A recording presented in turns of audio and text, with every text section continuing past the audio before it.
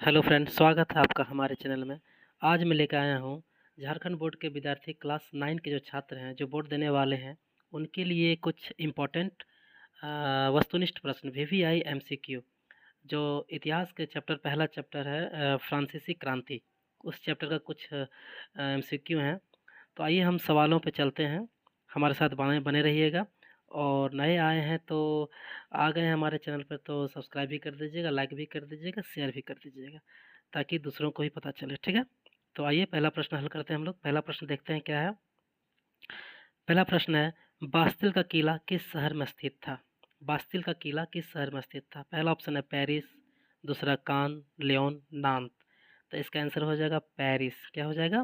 Paris. Bastille का किला Paris शहर में स्थित था। दूसरा प्रश्न देखते हैं। बास्तिल के जेल से कुल कितने कैदी छुड़ा लिए गए थे? बास्तिल के जेल से कितने कैदी छुड़ा लिए गए थे? 5, 15, 7, 17। तो इसका आंसर हो जाएगा 7। ठीक है, चलिए अगला क्वेश्चन देखते हैं। फ्रांस की क्रांति के समय किस राजवंश का शासन था? फ्रांस की क्रांति के समय किस राजवंश का शासन था? पहला ऑप्शन है टिबरे, लिबरे, बुर्बो, इनमें से कोई नहीं। तो इसका आंसर हो जाएगा बुर्बो राजवंश का शासन था। ठीक है, बुर्बो राजवंश का शासन था और क्रांति के समय लुई 16वां का वहाँ का सम्राट था। ठीक है, चलिए अगला क्वेश्चन देखते हैं। फ्रांसीसी क्रांति के समय फ्रांस का राजा कौन था? तो इसका आंसर हो जाएगा लुई 16वां, ऑप्शन नंबर सी। ठीक है, अभी जस्ट आगे चर्चा किए थे इस पर। ठीक है, अगला क्वेश्चन, सम्राट लुई 16वां का विवाह किस देश की राजकुमारी से हुआ था? ठीक है, पहला ऑप्शन है ऑस्ट्रिया, दूसरा है इंग्लैंड, तीसरा है जर्मनी, तीसरा है ऑस्ट्रेलिया। ठीक है, इसका आंसर हो जाएगा ऑस्ट्रिया की राजकुमारी एंटोनियट से उनका विवाह हुआ था। ठीक है, चलिए अगला क्वेश्चन देखते हैं। लुई 16वां का राज्यारोहण के समय राज्य की स्थिति कैसी थी? जब वो गद्दी पर बैठे थे तो राज्य का स्थिति कैसा था? ठीक है, राजकोष खाली था, राजकोष भरा हुआ था, राजकोष आधा भरा हुआ था, इनमें से कोई नहीं। तो इसका आंसर हो जाएगा राजकोष खाली था। ठीक है, मतलब खजाना खाली था। चलिए अगला क्वेश्चन देखते हैं। वर्साय का महल किस शहर में स्थित था? ठीक है, पहला ऑप्शन होगा वर्साय, दूसरा पेरिस, कान, इनमें से कोई नहीं। तो इसका आंसर हो जाएगा वर्साय। ठीक है, चलिए अगला क्वेश्चन देखते हैं। अमेरिका किस देश का उपनिवेश था? अमेरिका किस देश का उपनिवेश था? पहला ऑप्शन है फ्रांस, जर्मनी, इटली, इंग्लैंड। तो अमेरिका किस देश का उपनिवेश था? तो इंग्लैंड का उपनिवेश था। ठीक है, चलिए अगला क्वेश्चन देखते हैं। लिबरे किस देश की मुद्रा थी? लिबरे किस देश की मुद्रा थी? पहला फ्रांस, जर्मनी, अमेरिका, इंग्लैंड। तो लिबरे जो थी फ्रांस की मुद्रा थी। ठीक है, चलिए अगला क्वेश्चन देखते हैं। क्वेश्चन नंबर 10, 18वीं सदी में फ्रांसीसी समाज कितने स्टेट्स में बटा हुआ था? 18वीं सदी में फ्रांसीसी समाज जो थे कितने स्टेट्स में बटे हुए थे? पहला ऑप्शन है 5, 3, 4, 8। ठीक है, तो इसका आंसर हो जाएगा 3 स्टेट्स में बटे हुए थे। ठीक है, चलिए अगला क्वेश्चन देखते हैं। फ्रांसीसी समाज के कौन लोग कौन से लोग कर अदा करते थे? ठीक है, फ्रांसीसी समाज के कौन से लोग कर अदा करते थे? ठीक है, तो इसका आंसर हो जाएगा पहला ऑप्शन स्टेट्स, पहला स्टेट्स, तीसरा स्टेट, दूसरा ऑप्शन है तीसरा स्टेट, तीसरा ऑप्शन है दूसरा स्टेट, और चौथा ऑप्शन है सभी स्टेट्स। तो इसका आंसर हो जाएगा आपका तीसरा स्टेट्स के लोग जो होते थे वो कर अदा करते थे, बाकी पहला और दूसरा को नहीं करते थे। ठीक है, चलिए अगला क्वेश्चन देखते हैं। 12 नंबर, 18वीं सदी के फ्रांस में कितने प्रतिशत लोग किसान थे? ठीक है, पहला ऑप्शन है 40, दूसरा 90, तीसरा 70, 95। ठीक है, तो इसका आंसर हो जाएगा 90%। ठीक है, चलिए हमारे चैनल को लाइक करिएगा, शेयर करिएगा, सब्सक्राइब करिएगा। ठीक है, चलिए अगला क्वेश्चन है, इनमें से कौन तृतीय स्टेट्स में शामिल नहीं था? ठीक है, नहीं था, क्वेश्चन ध्यान से पढ़िएगा, कभी कभी नहीं नहीं पढ़ाता है। ठीक है, इनमें से कौन तृतीय स्टेट्स में शामिल नहीं था? पहला ऑप्शन है पादरी वर्ग, दूसरा वकील, तीसरा बड़े व्यवसायी, चौथा नौकर। कौन तृतीय में शामिल नहीं था? तो इसका आंसर हो जाएगा पादरी वर्ग। ठीक है, अगला क्वेश्चन है, निम्नांकित में से किस वर्ग को कुछ विशेषाधिकार प्राप्त जन्मना प्राप्त है? मतलब जन्म से कुछ अधिकार प्राप्त है उसको। ठीक है, विशेषाधिकार मतलब अधिकार। ठीक है, पहला ऑप्शन है प्रथम स्टेट्स। ठीक है, द्वितीय स्टेट्स ऑप्शन इसको यहाँ होना चाहिए था, गलती हो गया। प्रथम स्टेट, दूसरा है द्वितीय स्टेट, तीसरा है ये भी दोनों, और और चौथा है सभी स्टेट, ठीक है। तो इसका आंसर हो जाएगा बी नंबर, प्रथम स्टेट्स और द्वितीय स्टेट दोनों आंसर होगा, थोड़ा सा मिस्टेक है टाइपिंग में, ठीक है। चलिए देख लीजिएगा आप लोग, पहला इसका आंसर होगा दोनों स्टेट, प्रथम और द्वितीय स्टेट दोनों इसका आंसर हो जाएगा, ठीक है। इसमें इन दोनों के लोगों को विशेष अधिकार जो थे जन्म से प्राप्त है, ठीक है। चलिए अगला क्वेश्चन देखते हैं 15 नंबर। टाइद धार्मिक कर जो थी टाइद को किसानों से वसूलने का अधिकार किसे था, ठीक है। पहला ऑप्शन है प्रथम स्टेट्स, द्वितीय स्टेट्स, ये एवं बी दोनों सभी स्टेट्स, ठीक है। तो इसका आंसर हो जाएगा प्रथम स्टेट्स। अगला क्वेश्चन देखते हैं, फ्रांस की मुद्रा लिब्रे को कब समाप्त कर दिया गया? 1792, 1796, 1794, 1798, ठीक है। तो इसका आंसर हो जाएगा 1794 को, ठीक है। चलिए अगला क्वेश्चन देखते हैं, चर्च द्वारा वसूल किया जाने वाला टाइद कर कृषि उपज का कितना हिस्सा लिया जाता था, ठीक है। पहला ऑप्शन 1/4 हिस्सा, दूसरा ऑप्शन 1/10 हिस्सा, तीसरा ऑप्शन 1/8 हिस्सा, चौथा 1/20 हिस्सा। तो इसका आंसर हो जाएगा 1/10 हिस्सा। चलिए अगला क्वेश्चन देखते हैं, टाइल टाइल कर किसे अदा किया जाता था? टाइल कर किसे अदा किया जाता था? पहला ऑप्शन है पादरी वर्ग, दूसरा है सीधे राज्य को, तीसरा है कुलीन वर्ग, चौथा इनमें से कोई नहीं। तो इसका आंसर हो जाएगा सीधे राज्य को, ठीक है। अगला क्वेश्चन देखते हैं, एक अनाम चित्र में कुलीन व्यक्ति को मकड़ा से तुलना किया गया जबकि किसान का तुलना किससे किया गया, ठीक है। एक चित्र बना था जिसमें कुलीन व्यक्ति को मकड़ा से तुलना किया गया और किसान का तुलना किससे किया गया था? तो किसान का तुलना किया गया था मक्खी से, ठीक है। चलिए अगला क्वेश्चन देखते हैं, फ्रांस की जनसंख्या 1715 ईस्वी में कितनी थी, ठीक है। फ्रांस की जनसंख्या 1715 ईस्वी में कितनी थी? पहला ऑप्शन 2.3 करोड़, दूसरा 3.2 करोड़, 2.8 करोड़, 1.3 करोड़। इसका आंसर हो जाएगा 2.3 करोड़, ठीक है। चलिए अगला क्वेश्चन देखते हैं, 18वीं सदी में एक नए सामाजिक समूह का उदय हुआ, ठीक है, जिसे किस नाम से संबोधित किया गया, ठीक है। पहला ऑप्शन है कुलीन वर्ग, दूसरा है मध्य वर्ग, तीसरा है पादरी वर्ग, चौथा इनमें से कोई नहीं। तो इसका आंसर हो जाएगा मध्य वर्ग, ठीक है। चलिए अगला क्वेश्चन देखते हैं, राजा के देवी और निरंकुश अधिकारों के सिद्धांत का खंड किसने किया, ठीक है। सिद्धांत का खंडन किसने किया शायद होगा, ठीक है। देखिए एक मिनट देखिए, यहाँ पर जो होगा आपका खंबन नहीं खंडन होगा, ठीक है। यहाँ पर आपका ये खंडन हो जाएगा, ठीक है। खंडन किसने किया था, ठीक है। चलिए पहला ऑप्शन, राजा के जो देवी और निरंकुश अधिकारों के सिद्धांत का खंडन किसने किया था? पहला ऑप्शन है जॉन लॉक, मॉन्टेस्क्यू, जाक रूसो, इनमें से कोई नहीं, ठीक है। इसका आंसर हो जाएगा जॉन लॉक ने किया था, ठीक है, जॉन लॉक ने, ठीक है। चलिए अगला क्वेश्चन देखते हैं, अगला क्वेश्चन देखते हैं 23 नंबर, जनता और उसके प्रतिनिधियों के बीच एक सामाजिक अनुबंध पर आधारित सरकार का प्रस्ताव किसने रखा था, ठीक है। पहला ऑप्शन है जॉन लॉक, दूसरा है मॉन्टेस्क्यू, रूसो, इनमें से कोई नहीं, ठीक है। तो इसका आंसर हो जाएगा रूसो, ठीक है। चलिए अगला क्वेश्चन देखते हैं, स्पिरिट ऑफ द लॉज नामक रचना के रचनाकार कौन है? पहला ऑप्शन है जॉन लॉक, दूसरा मॉन्टेस्क्यू, तीसरा है रूसो, इनमें से कोई नहीं, ठीक है। तो इसका आंसर हो जाएगा मॉन्टेस्क्यू ने, ठीक है। चलिए अगला क्वेश्चन देखते हैं, संयुक्त राज्य अमेरिका को कितने उपनिवेशों ने ब्रिटेन से खुद को आज़ाद घोषित कर दिया था? संयुक्त यूएसए के जो संयुक्त राज्य अमेरिका के जो उपनिवेश थे कुछ, है ना, उसको ब्रिटेन से उन्होंने खुद को आज़ाद घोषित कर दिया था। वो कितने उपनिवेश थे, ठीक है। इसका आंसर हो जाएगा 13 उपनिवेश थे टोटल, ठीक है। चलिए अगला क्वेश्चन देखते हैं, फ्रांस की क्रांति के पूर्व स्टेट जनरल की बैठक कब बुलाई गई थी, ठीक है। फ्रांस की क्रांति के पूर्व स्टेट जनरल की बैठक अंतिम बैठक कब बुलाई गई थी, ठीक है। पहला ऑप्शन है 1600, दूसरा है 1614, तीसरा 1608, चौथा है 1624। तो इसका आंसर हो जाएगा 1614 में,